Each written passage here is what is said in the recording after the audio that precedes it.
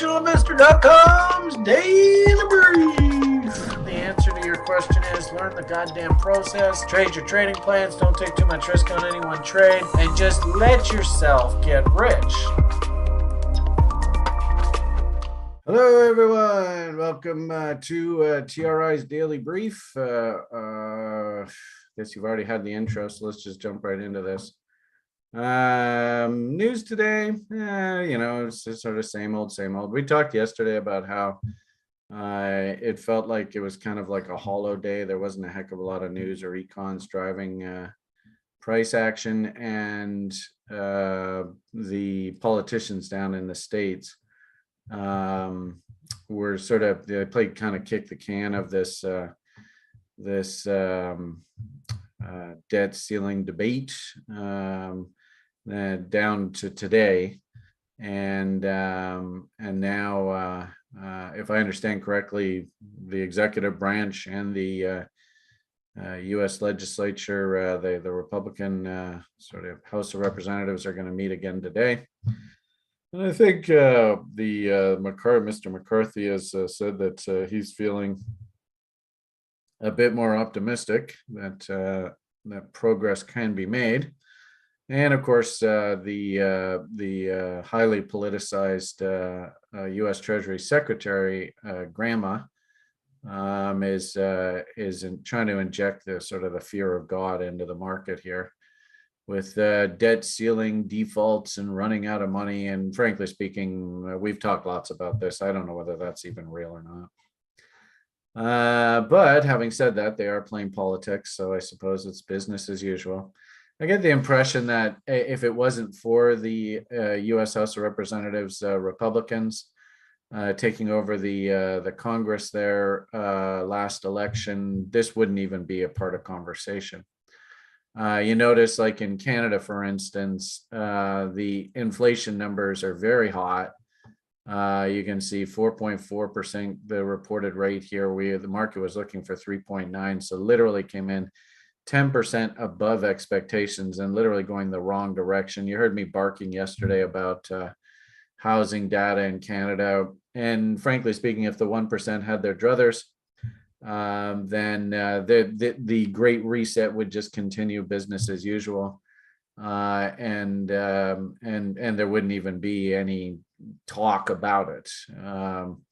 So it's fascinating how the Canadians, for some reason, I'm not even quite sure why, they just decided that they were going to stop raising interest rates there a few months ago. They've fallen behind the Americans.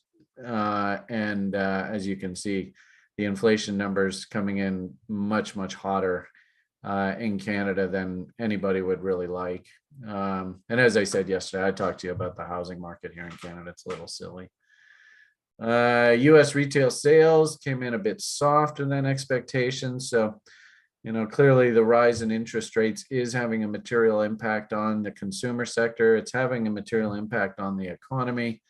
But the problem here, of course, is that the housing market seems to be sort of the dominant asset du jour, and the housing industry seems to be just, going great guns.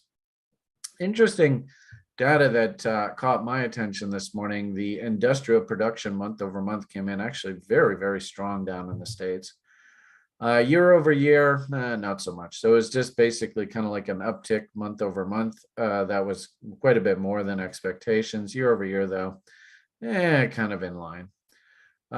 Business inventories, a little bit softer, but interesting enough, usually inventory builds, they have more to do with in a strong economy. Right at the very end, you'll actually start seeing the inventories being built up, sort of maintain that inertia, lots of industrial production, and sort of internally the demand starts weighing off, and then inventories start to build up a bit, and then you go through sort of market corrections and recessions and stuff, and then the inventories get drawn down as the companies produce less. So it is interesting to see inventories are being drawn down.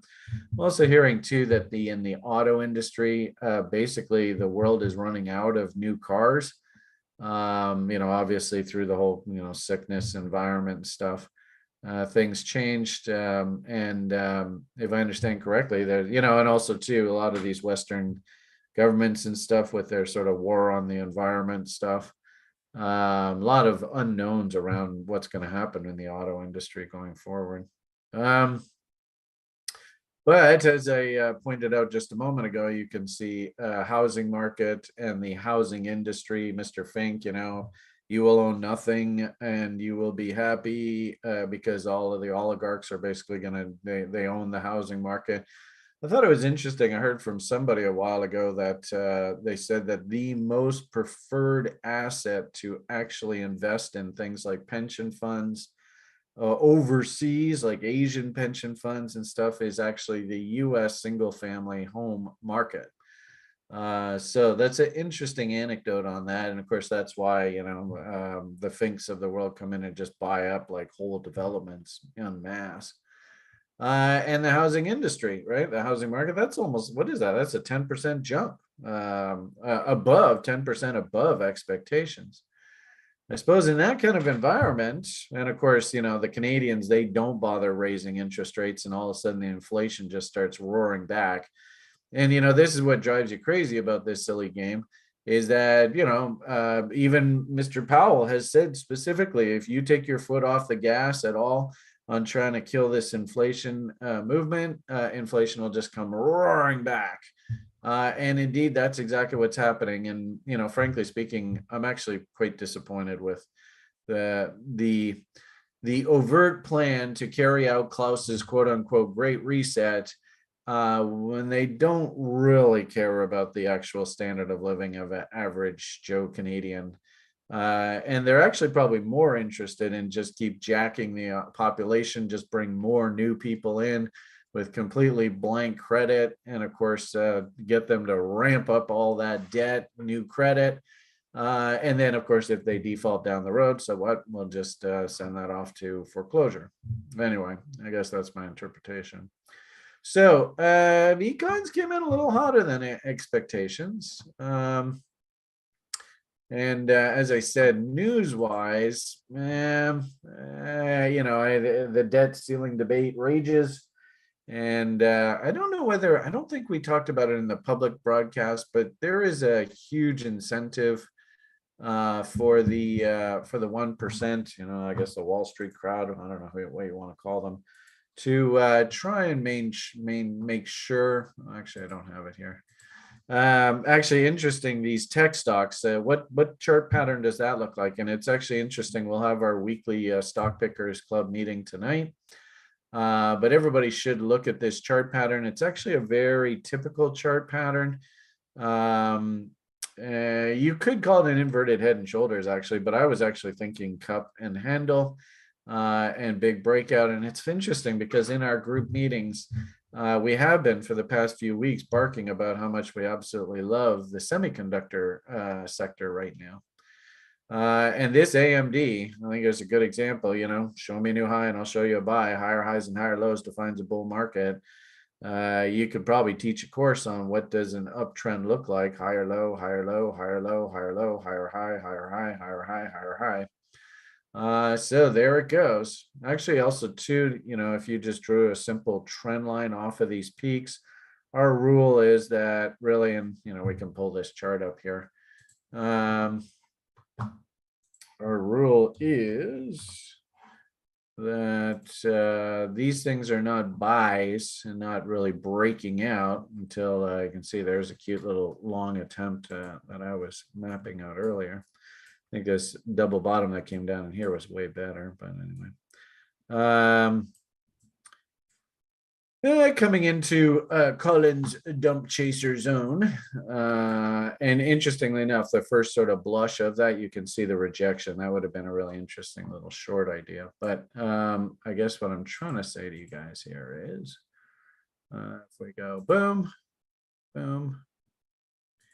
First W on the other side of this trend line equals bull market. And of course, as long as we keep spitting out more and more W's, this thing's trending higher.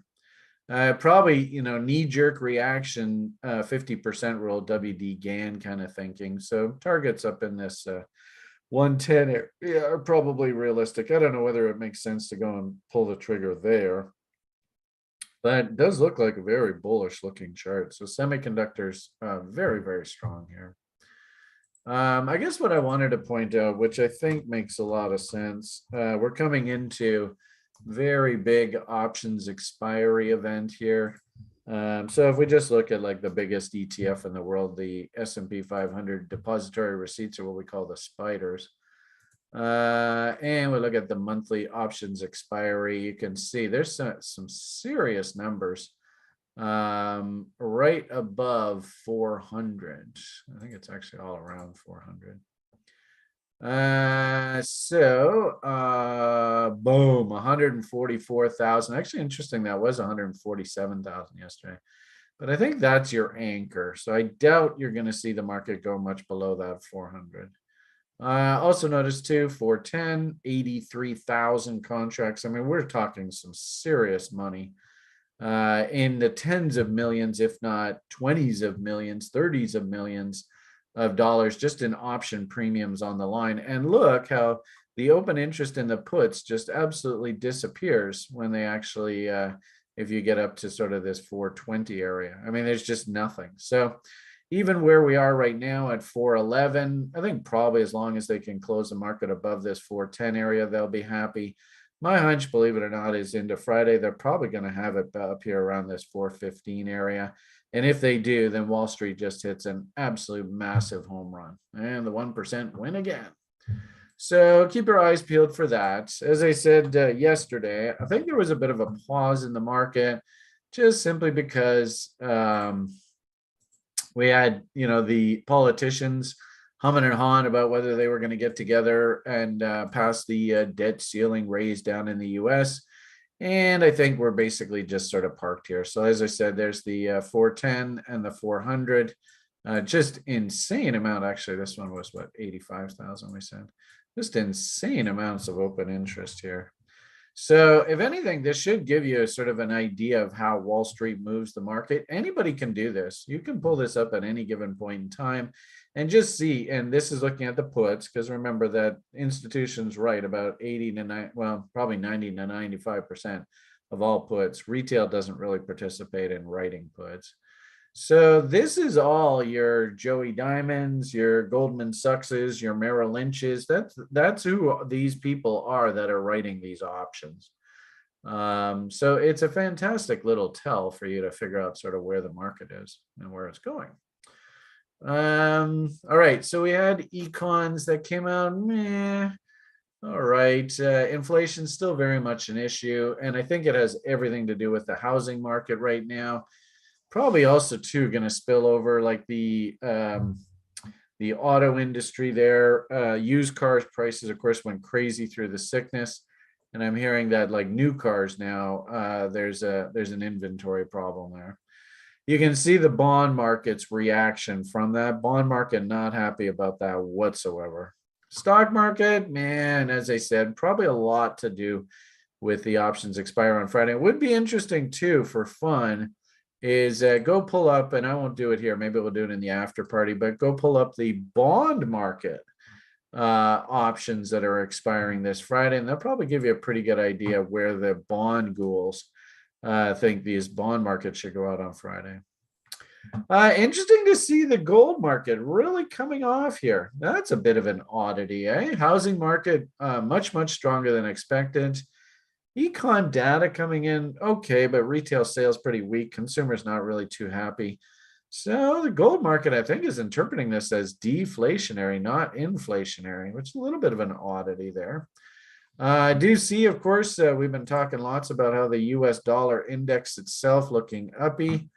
As long as those housing industry, up 10%, or not up 10%, but 10% stronger than expectations, I find it hard to believe that the Fed can do anything but continue its interest rate path increase. It would be interesting, for the people who do like to follow the Fed. Got a whole bunch of Fed speakers here. Also, too, our buddy over there in Europe, Miss Lagarde, was speaking as well. So, it'd be interesting just to hear what their tone is, maybe after the the show's done and all that kind of stuff, maybe I'll go and do some poking in there and see what's going to. I mean, I have to say, I'm quite surprised at this Canadian inflation rate. They're actually just letting it go here. You can see it's ticking back up aggressively. And the Canadians should be raising short-term interest rates. Why they're not, I'm not quite sure. I'm head scratching. I think I said that a couple times yesterday. I'm quite surprised at what's going on here. Anyway. Other than that, I think that's basically what I'm sort of summary of news and econs today. I'm sure I'm probably missing something, but as for the sort of data on the site, interesting to see that the S&P 500 breadth indicator has actually turned back up here. So we have actually, I've talked to you guys about this recently. Market likes to sort of sell off ahead of the FOMC. And then, let's see what we got here. And then sort of like rally into FOMC. Actually, this probably isn't the best one to show you. I think I have this over on Bitcoin. So I'm kind of thinking right now, for whatever it's worth, that we could actually go through a little period here of sort of lull. So there's the next FOMC meeting event. We have come off smartly from the peaks on Bitcoin. It's fascinating how the algo, and actually we have TRI CTO on the call today. So by all means, if you have questions with regard to anything that you see on the site, not a bad idea. You could always post them, and maybe Chris can read them off to Stuart or something along those lines. But I am left scratching my head to a certain degree. Crypto breadth itself still pointing up, both the top 30 and the breadth of the universe. And remember, we had a gentleman on the site, Johnny Semin, who, and I frankly speaking, I really like the thinking that he really didn't want to hunt any setups until he saw all three of these pointing in the same direction. So it is fascinating how the S&P 500 is pointing back to the upside here. And, again, with regard to options expiry and stuff like that, I don't really see a heck of a lot of movement here. This might be a little bit convoluted to see here. We're just kind of parked up here. And now if the market actually is feeling a little bit more optimistic, like I said, we can pop on over to the SPYs. I mean, is this creating some sort of bull flag? And if that's the case, ooh, goodness. You remember Mr. Larry Williams? I don't know if you guys remember me barking about him, but he's been doing videos on stockcharts.com and stuff like that. And a couple of our site members like tuning into his latest offerings. The breadth indicator is pointing back up. I suppose if the U.S. politicians get together and they decide that we're going to resolve this debt ceiling issue and get it out of the way so that we can get on with the economy, blah, blah, blah, you might just see, this whole market wants to point back up. Interestingly enough, with regard to Bitcoin, I've actually made the argument, I would not be surprised into this next FOMC meeting that we actually come along here and ride the underside of this megaphone trend line. That wouldn't surprise me one bit. Now, I don't know what's going to happen. Not in the business of predicting the future. I do like to quote unquote trade setups. This is a trade setup that we follow on the site, basically trade location, fog and bombs, indicator confirmation, bearish momentum divergences, and then price structure, M's to frame your risk. And this trades, I'm just going to leave it alone. It's just doing its thing. I have permission to move my stop at 50% of the move, which of course is going to be a 38.2 tag, which we really should expect that level to be tagged at any given point in time anyway. So that really doesn't surprise me. We had a bit of a FUD event there last Friday. Although, I find it amusing. I'm Canadian, so obviously it speaks to me. But to the rest of the world, what happens in Canada is not really even a real event. But anyway, and there was almost no reaction following that. What I would say is we did have the dead cat bounce following that sort of Friday close. through the weekend, and that sort of set up it was almost like price was in a bit of a vacuum. So we had the dump, and then we just go through our sort of dead cat bounce. Remember, I said reference to 38.2s there a few minutes ago. So not a big surprise. The dump, we rallied right back into 38.2s going the other side. And then into this event window, I did find it interesting when you looked at things like momentum indicators, you can see we actually went into divergence. Price made a new high. Actually, we don't really see it on this one. I think you see it on like the hourly charts, if I'm not mistaken. I did first notice it in this half-hour chart, but if we go up to the hour, I did notice like one of our sort of day trading room regulars, Just Ice. He pointed out that the hourly chart, now I'm on hour. So the hourly chart up top here was in massive divergence here. And that divergence actually confirmed on this dump. So, and for me to actually get bullish here, I got to see this thing to start to clean itself up, break this divergence. If anything, maybe create a bullish divergence in here. Maybe Willie gets stupidly oversold or something, just so we know that the market is washed out. Then I think we can start moving higher in earnest. So, I put out tweets and stuff and just basically say, and actually it's funny when I put these tweets out, man, I don't get any response to them at all. The only response that I get is from the silly bots, which drives you crazy. But 1 hour price momentum, you know how the line goes. You see a confirmed bearish momentum divergence. Bulls, you better cool your jets. And until this bearish momentum divergence resolves itself, which you can see it's trying to do now, I think if you're a bull, probably the best thing for you to do is cool your jets. You might argue that through all of this, and this would be an interesting sort of anecdote with the stock market and with debt ceiling debates and all that kind of stuff, if the bull really starts to come alive here, fascinating how this little A, B, C, D, boom, boom, boom, boom, might just take us right back up into the original topping pattern level on the Bitcoin. That wouldn't surprise me one bit. Kind of like what I showed you on that daily chart.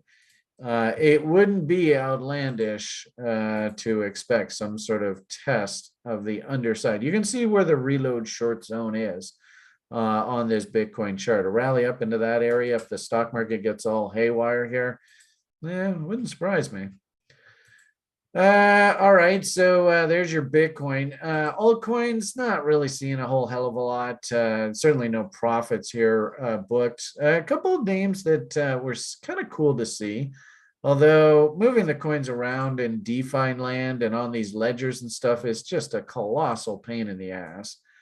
And unfortunately, I have to basically exit Binance completely by the end of the summer. So if anything, it's probably best that we try and just go buy up as much as we want heading into this cycle pivot, and then try and just work exclusively through DEXs. But wow, the fees to do this are just mind-boggling. And you might even argue that this is the ammunition that U.S. politicians are going to use to absolutely kill the cryptocurrency industry. You heard Elizabeth Warren a year or so ago lament about how it costs to X amount of dollars to move assets through the Ethereum chain, and the fees are like 10-20%. And obviously that's going to be a huge selling feature for Big Brother to put the kibosh on crypto. A little disappointed, to be perfectly honest with you, because crypto started out this whole idea that, hey, the banks screw you with all of their fees, and the brokerage industry screws you with commissions, and come trade crypto. There's little to no commissions and there's no fees. And now, really, sadly, the hallmark of decentralized and moving coins off of exchanges and putting them on hard wallets and stuff, the fees are going to kill this business. So anyway, point of the matter here is this is a pretty good example of sort of, selling halves on doubles and then just throwing the order right back in at the bottom end of the range and getting filled. So that one I was able to buy back into. And also, I think this is one of Zug's names, the FXS. This one actually, geez, nice dead cat bounce off of that level. And I absolutely love it when you have like this railroad tracks that happen right off of your level. Bang, bang. That's just beautiful. Absolutely textbook. So my hunch is this FXS, that's probably a pretty solid bottom going forward. Anyway, that about a half an hour. All right. Thank you, sir. Yeah, we got Stuart on the Tuesday call here. So like I said, if you have a question for the TRI CTO, maybe get them ready.